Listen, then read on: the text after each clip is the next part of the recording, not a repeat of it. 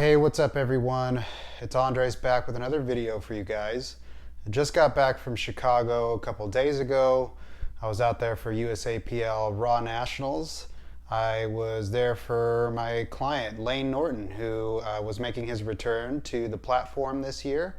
Some of you, a lot of you probably know Layne and have probably following Layne and were following along with his story and his triumphant return from being injured, being laid up, being in tons of pain because of his back injury that he had a couple of years back, and mission accomplished is all I can say about what happened this weekend. Layne and I have been working together for a few years now. When he got hurt, it was one of those things where we didn't have a lot of control over what was going on in the rest of his life. He was, going through a lot of things personally, going through a lot of things in his business, and his stress load was probably higher than anybody that I've worked with in the past. And that made it really tricky. I'm not going to lie. It made it really tricky for me to get the programming correct, at least at first. We got him to Raw Nationals back in 2017. He did fairly well there as well. But then shortly thereafter is when he got injured. And, looking back on it, it's a learning experience. I think that he was too stressed to be going through the kind of training that he was going through. And it's something that we've had to learn, both him and I as his coach, and him learning himself on how to navigate his life, his schedule, his training, so that we can get him on the platform pain-free. I'm going to touch a little bit more on that, but Layne trusted in me. Layne has always had a lot of confidence in me as a coach, which is something that I am really grateful for from Layne. I'm really grateful for that from all of my clients. And I don't really think that there's a way for a coach-client relationship to work without that. And it has to be both ways. So I believe in Layne just as much as he believes in me. And it's got to be that way. If you're kind of skeptical of your coach, now there's healthy skepticism. There's asking questions. There's questioning why they're doing certain things and trying to get a little bit more out of them on that front. But if deep down you're not bought into what they're doing as a coach, if what they're putting out there for you isn't resonating with you, or if some of their tactics just or interactions with you just don't rub you the right way, it's going to be hard as an athlete to trust 100% in the process. That's something that I try to instill in my clients up front. The Philadelphia 76ers had a hashtag that was trust the process, and that is something they've been saying for many years. Even during the days when there were dark times, they sucked, there was no prospects of them being good, it was always trust the process, because they were laying the foundation to be good later on. And now what we're seeing today, for those of you who don't follow the NBA, they are very good. They're title contenders, and it just took that belief in the system, that belief in the process, to get them to where they're at today. And so that's something that kind of resonated with me as far as when I work with clients, because honestly, a lot of the clients I get come to me in a similar situation as Layne. Maybe they're not broken as far as their back, or maybe they don't have some other kind of crazy injury that's causing them to miss time in the gym, but there's something is preventing them from achieving their full potential. And that is something that I kind of have taken an affinity towards with respect to who I work with, because I really like working with people who feel like everybody else has given up on them, feel like there's no other option for them, and they're looking for a lot of times they're looking for that magic bullet, or that magical formula that's going to fix everything. And when they come to me, it's not always the case. There's usually it's a multifaceted approach. It's something where I have to perform a thorough assessment of what's going on, and go from there, building them back up, figuring out where their weak points are, making those weak points strong points in their biomechanics or their physique or what have you. And eventually we get to a place where the body can handle that intensity again. The body can handle that training once again, and they can get to where they've wanted to get all along. But it took building that foundation. And so Layne was no different. When Layne came to me, he was dealing with all that stuff. His back was flaring up. It got worse. After Layne got injured back in 2017, I said, you know what, Layne, we're going to have to change the process a little bit. We're going to have to change our approach to your training. Gone are the days of, DUP style training as it's been popularized in powerlifting to this point. We're not going to be doing 3 days a week of high intensity training every single day. We're not going to be having you squatting 7 sets of 2 the Monday before your meet, anything like that. That's just not going to happen anymore. We're going to decrease the volume. We're going to increase the effectiveness of the lifts that we do give you, and we're going to get you back to the platform. I told him that. I said, we're going to get you back to the platform. We're just going to have a different approach. Another thing we did was I told him that he needed to hire some professionals outside of just me as a coach in order to help him rehab his back and get him to a place where he's healthy. A lot of people are, I think, afraid to do that. Maybe coaches are afraid to do that because they think that maybe it's going to result in them losing that client.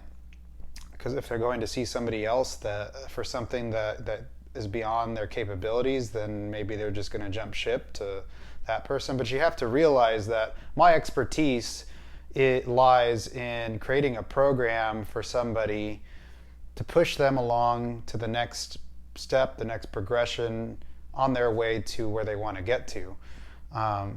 I am not able to put my hands on Layne and manipulate his back or do dry needling or any kind of physical therapy. I'm not able to give him deep tissue massage and give him specific rehabilitation exercises that are going to help him.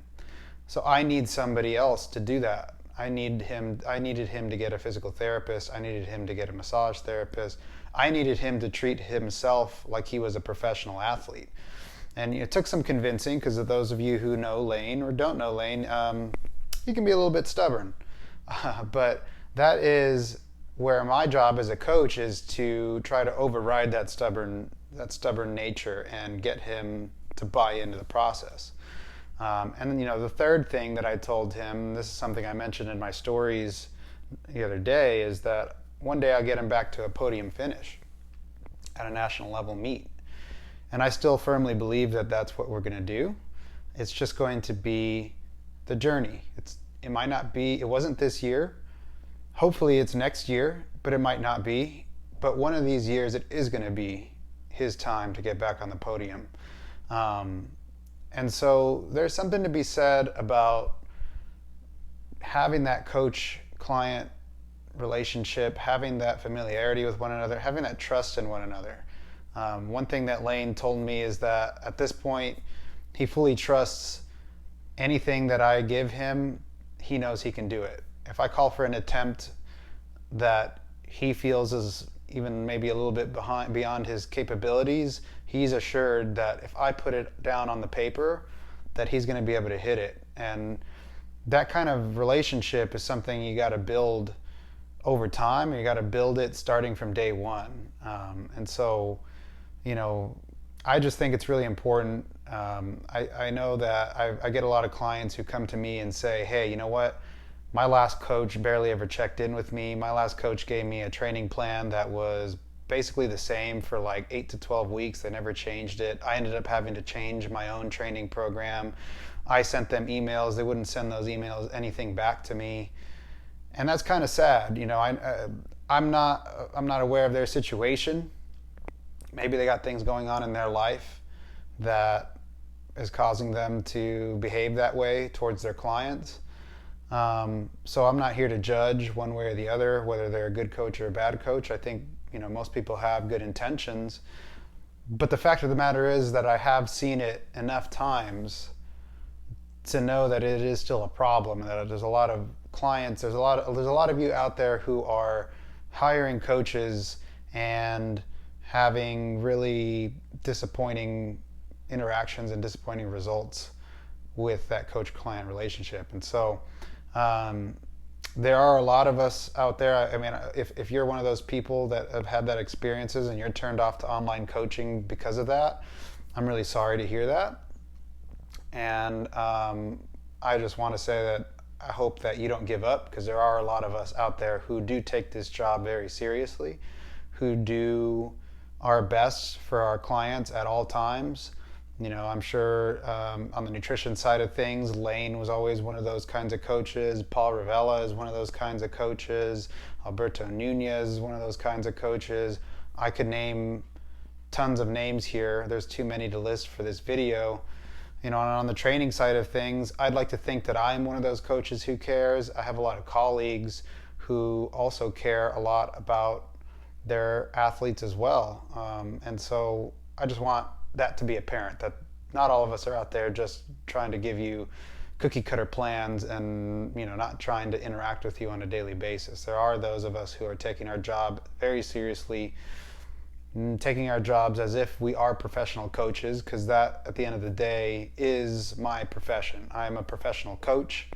I make sure to assess every athlete and give them a program that is right for them, whether it's Layne Norton, who is a high-level competitor in powerlifting at a national level and a former world caliber powerlifter, or whether it is a 35-year-old mother of three who's trying to get in better shape and has had a history of hormonal issues and perhaps yo-yo dieting and all that kind of stuff.